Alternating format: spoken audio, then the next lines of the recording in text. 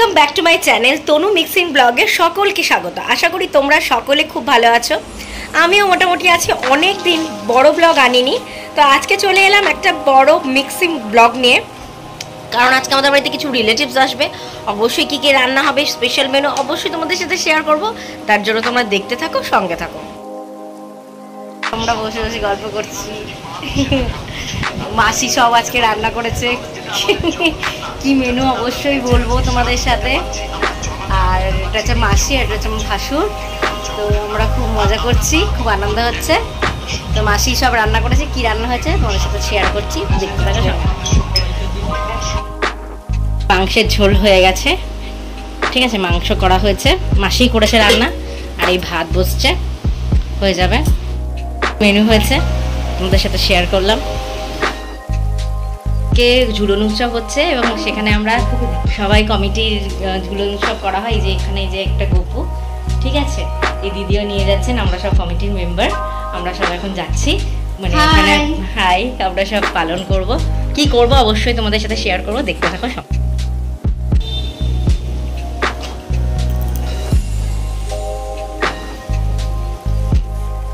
এখানে আপাতত ফল কাটা চলছে। আমরা ঝুলন উৎসবে ফল দিয়ে থাকি এবং ভোগও আসে।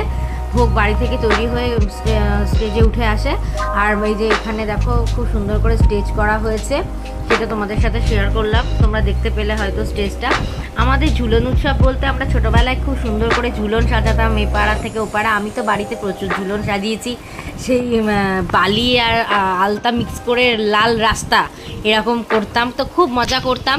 তো এখানে এসে এই ঝুলন উৎসবটাকে আমরা ইসকন মন্দিরের যে মহাপ্রভুরা আছেন তারা আসেন, তাদেরকে নিয়ে আমরা পালন করি। এবং এই ঝুলন উৎসবের জন্য আমরা প্রত্যেকেই আমাদের এখানে প্রত্যেক কমপ্লেক্সের মধ্যে আমরা যাই, সদস্যরা সবাই গিয়ে আমরা চাঁদা কালেক্ট করি। চাঁদা কালেক্ট করে চাঁদা তুলে আমাদের এই ঝুলন উৎসব হয়। এখানে সবার শেষে খিচুড়ি ভোগ বিতরণ করা হয় এবং পায়েস দেওয়া হয়, আর দেওয়া হয় বোঁদে। তো ঠিক আছে, যতটা পেরেছি ততটা তোলার চেষ্টা করেছি, সবটা পেরে উঠিনি। তো যেটুকু পারলাম সেটুকু তোমাদের সাথে শেয়ার করলাম। তো তোমরা সেটা দেখতে থাকো, সঙ্গে থাকো। এই দেখো স্টেজটা এইভাবে করা হয়েছে, ঠিক আছে, স্টেজটা এইভাবে করা হয়েছে। ওখানে গোপালকে বসানো হবে, রশ্মি টানা হয়েছে। এখন স্টেজ সাজানোর পর্ব চলছে। তো দিয়ে এই যে গপু, সব গপু, এই যে গপুর ফল প্রসাদ। আর এটা হচ্ছে গোপালের, আমরা এই সোসাইটিতে যতজনের গোপাল আছে আমরা চেষ্টা করি সেই গোপালগুলোকে তারা নিয়ে এসে স্টেজের উপর রাখুক এবং রেখে তারা পুজো করুক, আমরা এটাই চাই।